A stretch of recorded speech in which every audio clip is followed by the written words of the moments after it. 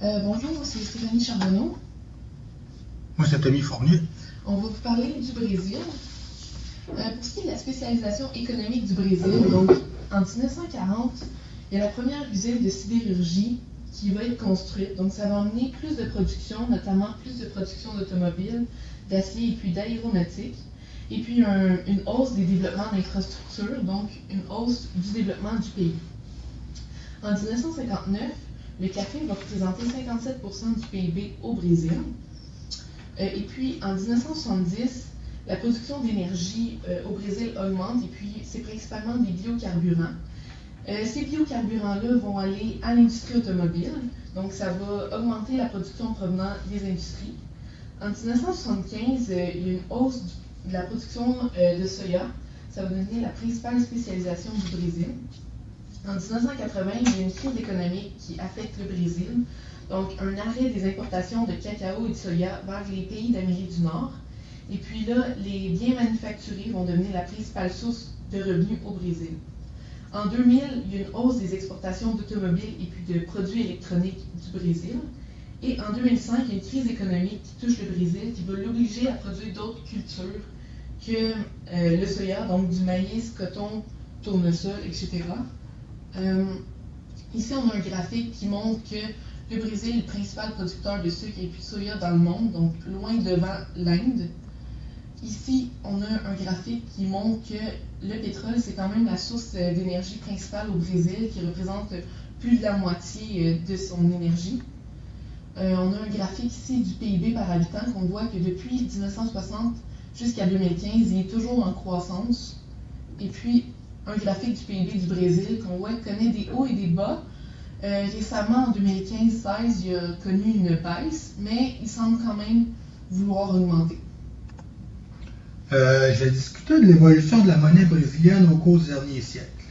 Tout a débuté vers l'an 1500 avec l'arrivée du réal et d'un marché monétaire suite à la découverte du Brésil par les explorateurs du Portugal. Suite à une dévaluation, on passe au 1000 reais en 1833. Ce 1000 reais resta en fonction jusqu'en 1942, année où il fut aboli.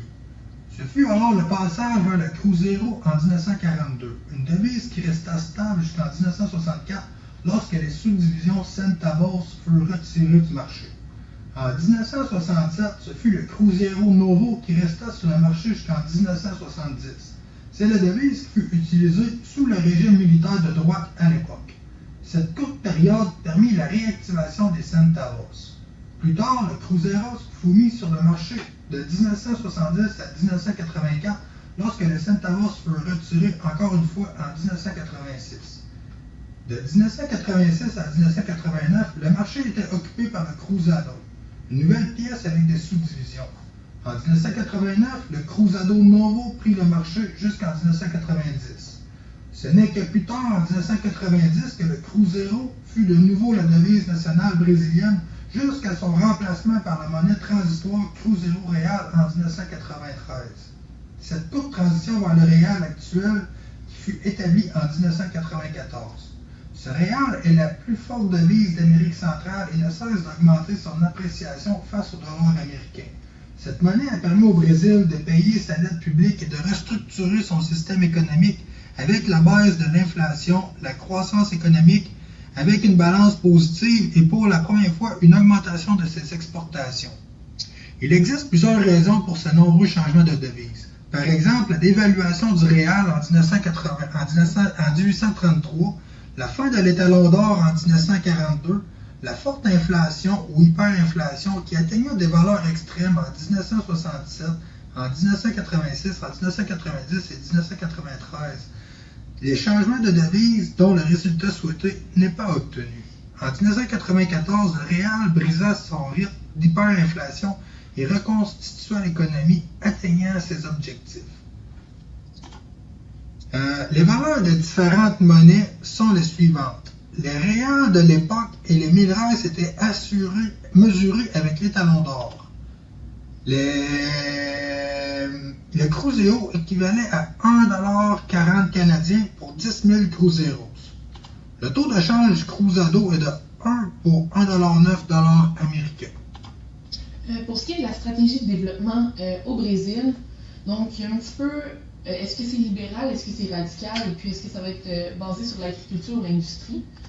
Donc, pour ce qui est du courant radical, en 1990, pourquoi c'est radical? C'est qu'il y a eu une augmentation des dépenses gouvernementales. Il y a aussi une augmentation des subventions que va donner le gouvernement aux Brésiliens. Et puis, il y a aussi une augmentation des dépenses publiques. Donc, on voit que depuis les années 87-90, il y a vraiment eu une grosse augmentation du pourcentage de PIB que ça représentait, donc qui est quand même rendu en 2016 à 20% du PIB. Et puis, il y a quand même un petit peu de libéral dans sa stratégie de développement à cause des investissements étrangers, donc qui représentent quand même un 4% du PIB, alors qu'en 1975, ça représentait seulement que 1% du PIB. Et pour ce qui est de la stratégie de l'industrie, donc au Brésil, on a une population majoritairement urbaine. On a aussi beaucoup d'investissements étrangers qui vont augmenter depuis 1960 jusqu'en 2016. La balance commerciale du Brésil, elle est positive. Et puis, la consommation d'énergie principale, c'est le pétrole. Donc, c'est pour faire fonctionner les industries. Mais somme toute, il y a un petit peu de stratégie agricole dans sa stratégie de développement parce que la spécialisation économique, c'est le commerce agroalimentaire au Brésil, notamment avec le soya et puis le sucre, le café, etc.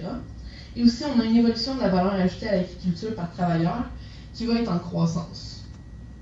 Ici, on peut le voir qu'elle a suivi une croissance de 1965 jusqu'à 2013, atteignant jusqu'à 100 milliards de dollars américains. OK.